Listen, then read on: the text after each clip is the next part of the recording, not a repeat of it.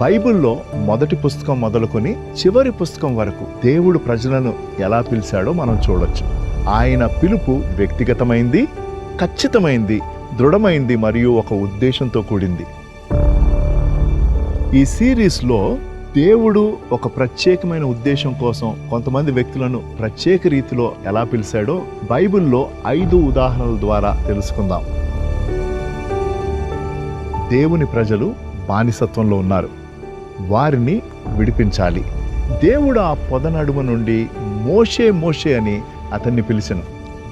అందుకతడు చిత్తం ప్రభువా అనెను.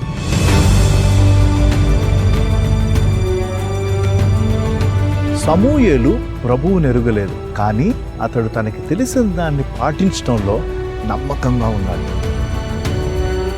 ప్రభువు అతనితో మాట్లాడినప్పుడు సమూయేలు సరి అయిన హృదయము కలిగి ఉన్నాడు మరియు అతను సరి అయిన స్థలములో ఉన్నాడు.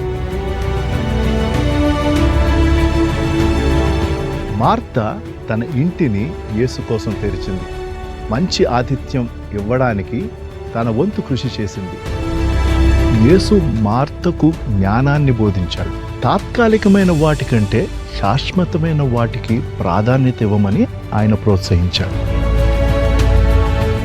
సీమోను యొక్క గొప్ప విశ్వాసము మరియు అతని తీవ్రమైన ఓటమికి కారణంగా బైబిల్ కథనంలో అతనిని దుడుకు స్వభావం గల వ్యక్తిగా పేర్కొన్నారు.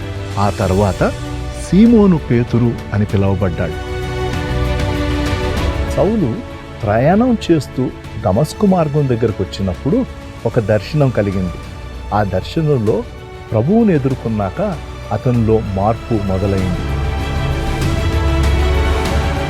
మన రక్షకునికి అవునని చెప్పడం ఒక గౌరవం, ఎందుకంటే ఆయన మనకు అవునని చెప్పాడు.